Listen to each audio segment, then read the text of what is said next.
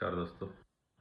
आज हम शोल्डर के रोटेटर कफ के बारे में जानेंगे। जैसे आप ये मॉडल देख रहे हो, ये शोल्डर का मॉडल है और जो अपना डेल्टॉइड मसल है उसके अंदर ये रोटेटर कफ मौजूद होता है, जो अपने को हाथ उठाने में, हाथ पीछे ले जाने में, बटन लगाने में या कुछ पकड़ने में, हाथ ये पोजीशन में होल्ड करने में, पंच मारने में या कुछ फेंकने में या खींचने में मदद करता है। इसमें ये पीछे की तरफ 3 मसल होती है। ये है टेरेस माइनर, ये इंफ्रास्पाइनेटस, ये सुप्रास्पाइनेटस और यहाँ से ये बाइसेप्स टेंडन बाहर आता है। फिर आगे की तरफ एक बड़ी मसल होती है सब स्कैपुलरिस और उसके नीचे होती है ये पेक्टोरलिस मेजर मसल। ये सब मसल शोल्डर का एक पावर हाउस है जो शोल्डर को जॉइंट के अंदर रखने में और उसको ताकत देने में मदद करता है। बहुत बार ओल्ड एज में बार बार हम जो ऊपर की मूवमेंट करते हैं, कपड़े निकालना है, डब्बा निकालना है, कुछ शर्ट पहनना है, कपड़े पहनना है, जो टीचर्स होते हैं या जिनका ओवरहेड एक्टिविटी का ज़्यादा काम होता है, तो बार बार ये वाली मूवमेंट होने के कारण क्या होता है, ये पर्दा इसके ऊपर ऐसे घिसने लगता है।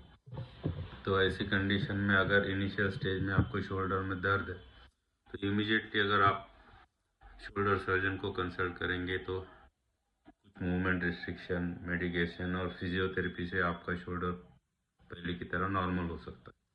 लेकिन आपने इसको दुर्लक्षित किया, वो दर्द बढ़ते रहा दिन ब दिन, रात में करवट बदलने में या हाथों की मूवमेंट में दर्द हो रहा और वो जो गोलियों से ख़त्म नहीं हुआ। इसका मतलब है कि वो जो रोटेटर कफ है वो इस तरह से फट गया है। ये आप देख रहे होंगे, ये यहाँ पे जो दिख रहा है ये इस तरह से फट जाता है। तो इतना पोर्शन में बॉल खुला पड़ जाता है और ये जो ऊपर वाली जो हड्डी है इसके ऊपर वो टकराने लगता है और जब रात में नींद में अपनी करवट बदलते हैं तो फिर वो फटा हुआ पोर्शन ये हड्डी से टकरा के और रात में दर्द होता है और नींद खुल जाती है। अगर इनिशियल स्टेज में आप पहुंचेंगे, जो टेयर की इनिशियल स्टेज में, तो उसको लैप्रोस्कोपी से यानी लेजर सर्जरी से रिपेयर किया जाता है। वो इस तरह से दिखता है, ये जो फटा वाला है जो दूरबीन से दिख रहा है और उसको इस तरह से अंदर के अंदर रिपेयर किया है। रिपेयर होने के बाद ये 2 से 3 महीने में हाथ जैसे पहले था वो पहले की तरह एकदम नॉर्मल हो जाता।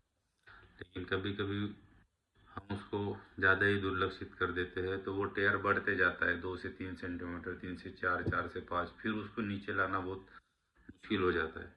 बहुत कोशिश कर हमने उसको नीचे ला भी लिया तो उसको फिक्स कर दिया, उसके ऊपर पैच लगा दिया दूरबीन से देख के, फिर भी उसका पूरी तरह नॉर्मल होने की चांसेस लगभग 50-50% रहते हैं।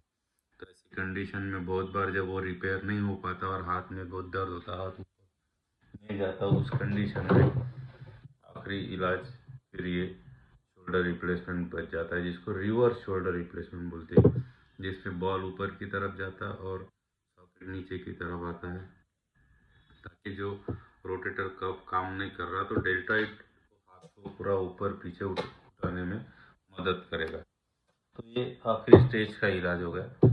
इसीलिए जब इनिशियल स्टेज में इंजरी हो तो तुरंत अपने डॉक्टर को कंसल्ट कीजिए जो शोल्डर सर्जरी में स्पेशलिस्ट है। इनिशियल स्टेज में जैसे मैंने पहले बताया कि थेरेपी से, मेडिसिन से वो पूरी तरह नॉर्मल हो सकता है।